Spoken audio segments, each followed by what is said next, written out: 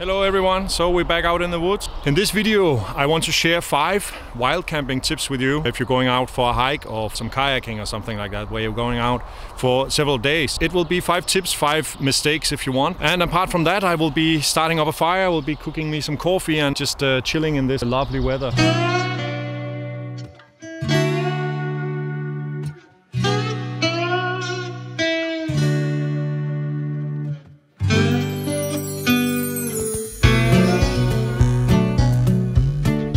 You can clearly feel that it's springtime here. It's really so nice. The sun is out. There's not a cloud. Okay, actually some clouds, but it's very, very little. Anyway, I'm out looking for some wood that I can chop up and set on fire. Not many people in the woods today. And it's actually pretty nice. I mean, I don't mind people's, but it is nice to be out here alone. And I can see now that this setup for my arm is pretty heavy. I might as well share the first tip with you while I'm here out looking for wood. And it would be, think about the distance that you want to travel. I mean, if this is a several day hike or kayak trip or something like that, then you need to plan ahead. If you put an end goal that is like, let's say 50 kilometers, then you need to know how much you will be doing every day, and be careful that you don't set too far of a goal. You need to think about how much time, if you want to spend more time walking or kayaking or whatever, or you want to spend more time in the camp. Because if you are out walking, if you set yourself a long distance, then you will not have much time in the camp. I remember the first trip we went on, we set too far of a goal. That meant that we didn't have long time in the camp and everything was just rushing, you know. And when you're out enjoying nature, the last thing you want to think about is a deadline. You don't want to be in that stress. You don't want to be in time pressure. I mean, we woke up and we just knew that we needed to go as early as possible because we were behind most of the days. So we needed to go out. One of the days the sun were out and it was just like amazing, and we just knew that we needed to go right the second almost. We just need to get some coffee inside and some breakfast and then just out in the kayaks. Better planning is tip number 1, better planning. Plan your trip and think about, do I want to spend more time in the camp doing like relaxing and camping things, or am I here for the actual hike or the actual kayaking or whatever? You need to plan from that.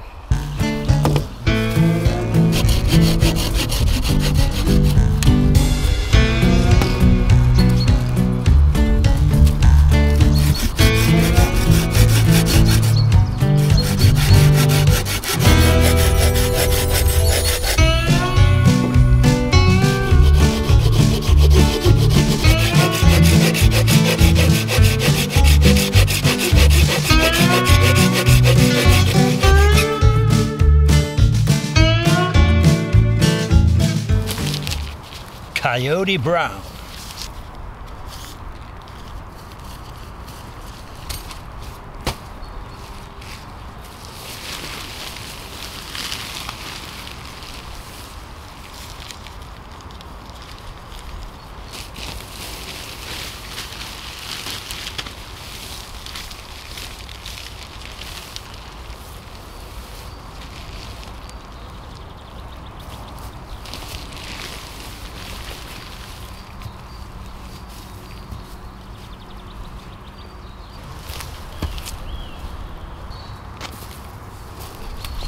So tip number 2 is you need to think about how much you're bringing. Now, I know it's kind of obvious that you cannot bring a lot of things if you're going backpacking or if you're going on a kayak trip or canoe trip or something like that. But what I want to say with this is that many of the things that you think you need, you really don't need. As you know, or as you don't know, I don't know, maybe you know, maybe you don't know.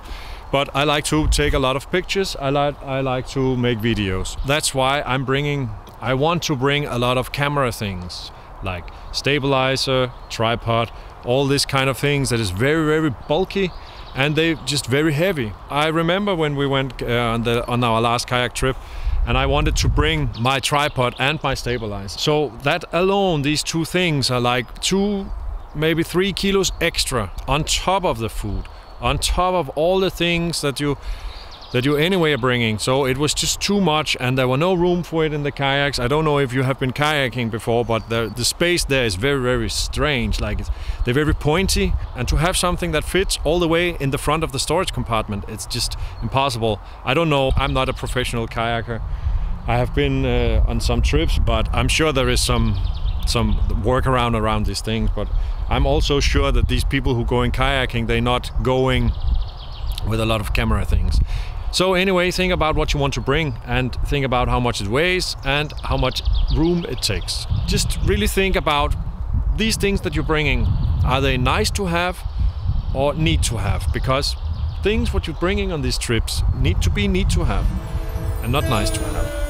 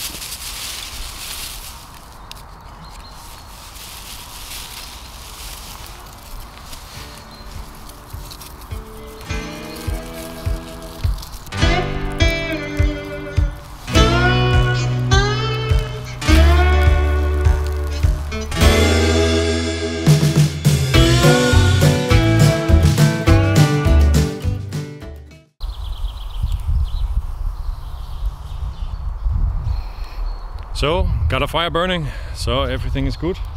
Coffee is almost on the way.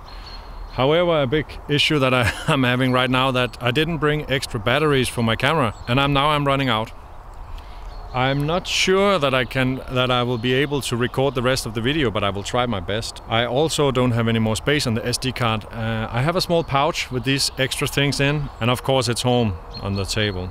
So, but anyway, tip number 3. Now this is a little like the second tip, bring what you need on these things. But this is about food. You need to calculate how much food you actually need. I mean, I remember trips where we brought like crazy amounts of snacks. It was just crazy. We had nuts, hazelnuts, M&Ms, figs, dried fruits and biscuits and muesli bars and like all like these crazy things. Just way too much food, way too much snacks.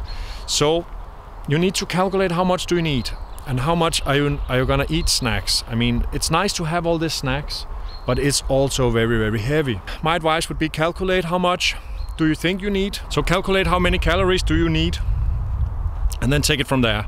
So you don't bring too much weight in snacks that you will bring home with you, because we had a lot of snacks, and I think I still have some of those bags in the cabinet. Think about how much food you're bringing.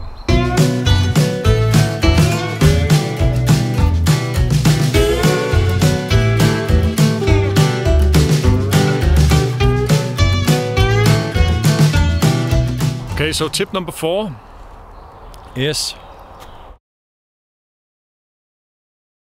So now I'm in my living room because the battery ran out of my camera. So just a little bonus tip for you there. Always bring extra batteries if you're gonna record something. I'm here in my living room now, and I will give you the last 2 tips. So tip number 4. Test your equipment before you're going out. This is especially important in the winter. You don't want to go out there with a sleeping bag that you don't know if it can take the cold and then be cold at night. You really don't want cold nights at all. So test your equipment before you're going out. Tip number 5, think about your campsites. You need to calculate time to look for campsites, especially if you're going wild camping, because you don't know the terrain. I mean, if you're going on a several-day hike, kayak trip, a canoe trip, or anything like that, you don't know how the terrain will look like when you get to that place. Especially if you're using a tent like we are, we need plain, flat ground. And especially if you're going on a kayak trip or canoe trip where you're coming from the water, it's pretty annoying going up look for a camp spot and then find out that there's no camp spot there, at least close to the kayaks. And you want to be close to the kayaks if you need to drag all your equipment and all your things from the kayak